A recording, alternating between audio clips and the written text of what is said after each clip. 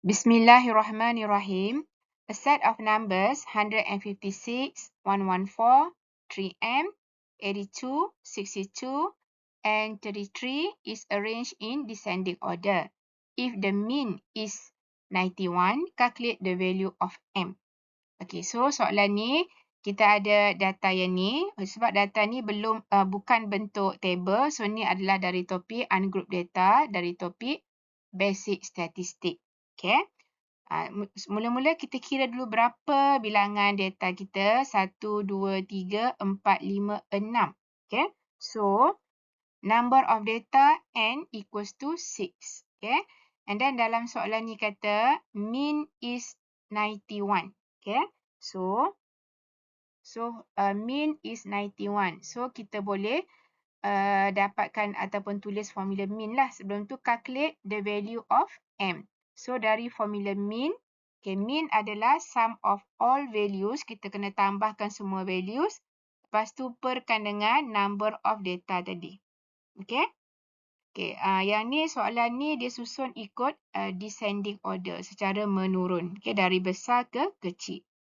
Okay, so di bawah mean, okay, tadi kita ada info mean is 91. So di bawah mean kita gantikan dengan 91. And then equals to sum of all values, kita tambahkan semua ni.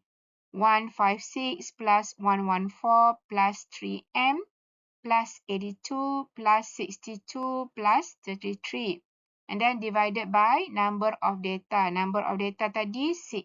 Okay. Tadi kita kira ni kan 1, 2, 3, 4, 5, 6. Ada 6 data.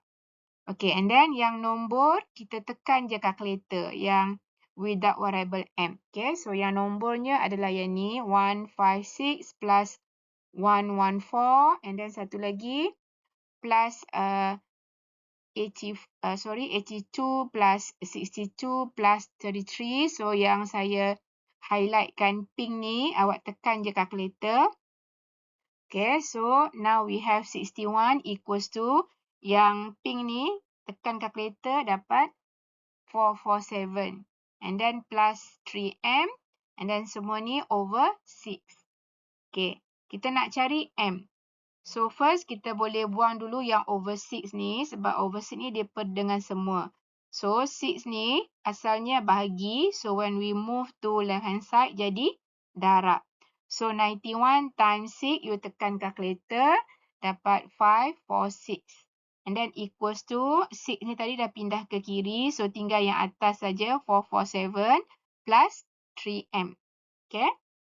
Okay, kita nak cari m. So, kita boleh move dulu yang 447 to left hand side. Okay, yang nombor saja without variable m, kita kumpulkan satu belah. Okay, so we have 546 minus 447 and then equals to positive 3m. Yang ni jadi minus sebab asal tadi belah kanan positif. So, when we move to left hand side, jadi minus. Okay, yang ni still positif sebab kita tak pindah. Okay. And then yang kiri ni awak tekan je calculator. So, dapat 99 equals to 3m. Kita nak m. Hubungan dengan 3 adalah darab. So, we can move 3 to left hand side. Jadi, bahagi. So, 99 over 3 equals to m. Yang ni awak tekan je calculator. So, dapatlah m equals to 33. Okay. Soalan tanya, calculate the value of m. So, inilah jawapan untuk nilai m. Okay, tak perlu rearrange sebab soalan hanya tanya the value of m. Okay, so jawab sampai sini pun dah okay. Okay.